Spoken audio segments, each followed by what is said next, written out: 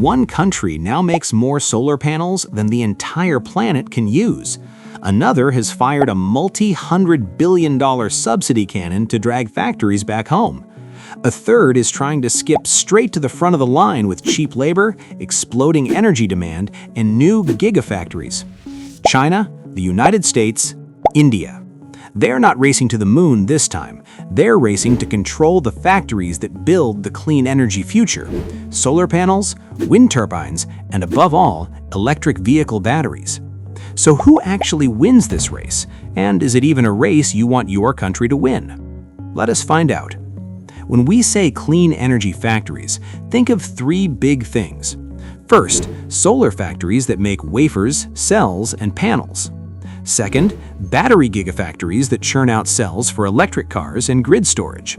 Third, component plants for inverters, wind turbine parts, and power electronics. Together, these factories decide who owns the supply chain for the next energy system. Right now, China dominates solar manufacturing, with well over 80% of the world's solar production capacity spread across its supply chain.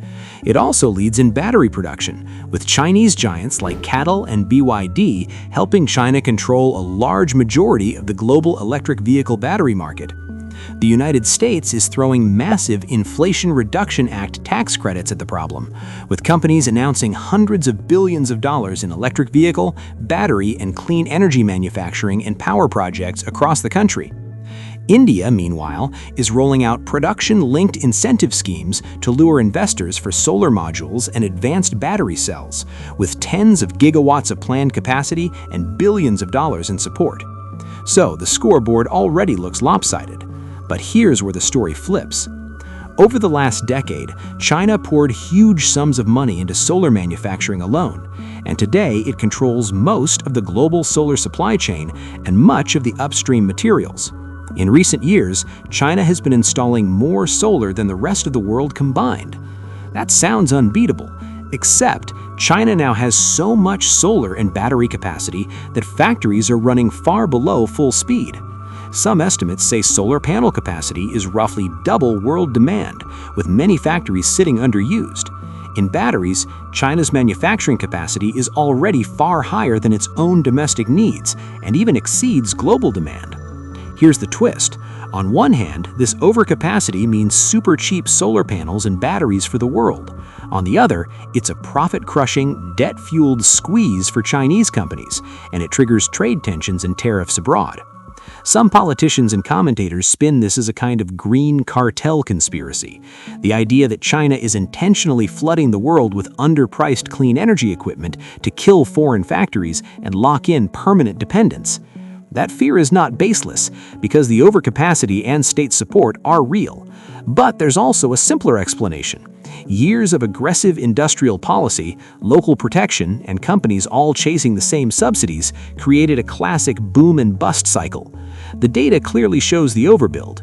The idea of a perfectly controlled long-term master plan is more of a debate than a proven fact. While China built factories first, the United States is trying to buy time. The Inflation Reduction Act offers long-term tax credits for clean power, electric vehicles, and manufacturing, turning the tax code into a giant magnet for investment. Since it passed, companies have announced massive sums for electric vehicle and battery plants, clean energy factories, and new power projects across the country. This is America's strategy: subsidize factories to come home or to friendly countries, tie tax credits to made-at-home or friend-shored content, create jobs in key regions, and build political support for the clean energy shift. In the short term, this is working. Clean energy and transport investment in the United States has surged, and hundreds of thousands of jobs are now linked to these projects. But there's a cliffhanger built in. Tax credits can expire, shrink, or be reshaped by future governments. If politics flips, some of these factories might too. That's one of America's biggest weaknesses in this race. It has massive financial power, but policy risk every election cycle. India's energy story looks very different. India has fast-growing electricity demand, a young population, and huge solar and storage potential. Policymakers don't just want to install renewables, they want to build the factories inside India. Production-linked incentive schemes put government money on the table for high-efficiency solar modules and advanced battery cells.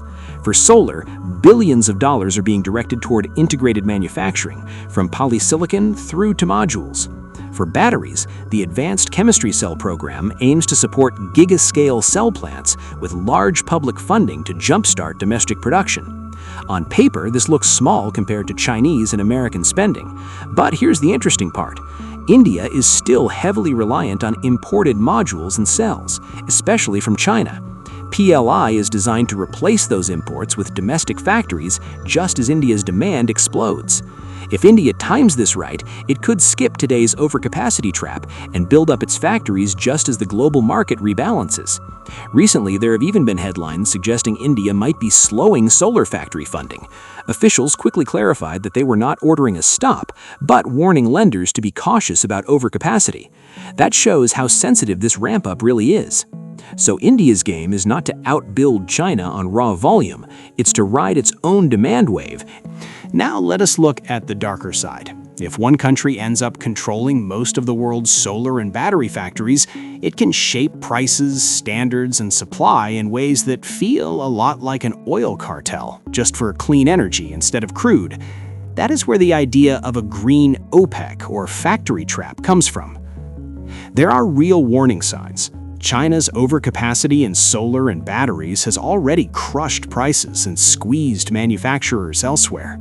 Trade measures from the United States and Europe, including tariffs and import restrictions over labor and security concerns, are rising. But this is not a one-way dependency. If China pushes prices too high or uses exports as a weapon, it will accelerate rival factories in the United States, India, Europe, and many other places. Overbuilding has already hurt Chinese profits and created internal economic pressure, which does not look like a perfectly controlled plot. A more realistic picture is messy. Industrial policy, local politics, corporate debt, and climate goals are all colliding. Some people frame it as a secret plan, others see it as chaotic competition. So who is actually ahead? China is far in front on factory volume and full supply chain control for solar panels and electric vehicle batteries. The United States leads in high-value research and development, software, and now massive clean investment inflows thanks to long-term tax credits. India is gaining speed with tools like production-linked incentives, rising solar deployment, and early battery gigafactory moves, but it is still catching up on manufacturing scale. Here's what matters over the next few years. Watch trade wars and tariffs. Do the United States, India, and Europe raise more barriers to Chinese equipment, forcing more local factories to grow faster? Watch policy durability. Does the Inflation Reduction Act survive future elections, or do key credits get rolled back? Watch India's execution. Can it deliver on its promises, grid upgrades, and land for large factories? Or do delays push companies elsewhere? And watch the balance between global demand and overcapacity. If all announced projects are built and electric vehicle and storage demand does not keep up, the overcapacity crunch gets worse before it gets better. Each of these could flip the scoreboard faster than you might expect. So, in a simple ranking right now, China wins on sheer scale and control of the supply chain, but pays the price in overcapacity, trade blowback, and financial strain. The United States wins on capital, innovation, and policy firepower, but its factories rest on political quicksand. They are powerful as long as the tax credits last. India wins on future demand and cost advantages, with the potential to become the world's second source for clean energy equipment if it executes well. But the deeper answer is this. The real winner of the clean energy factory race is not just the country with the most gigawatts of capacity, it's the planet. If this intense competition keeps pushing costs down, deployment up, and emissions down fast enough to matter. The nightmare version is a fragmented world of dueling green empires where factories are weapons and climate goals become casualties of trade wars. Which future we get will depend not only on China, the United States, and India, but also on how the rest of the world responds to this silent trillion-dollar arms race for the clean energy age. This script is for information and education only. It is not financial, investment, or policy advice, and real-world energy markets, government incentives, and industrial strategies can change quickly as new data, laws, and technologies emerge.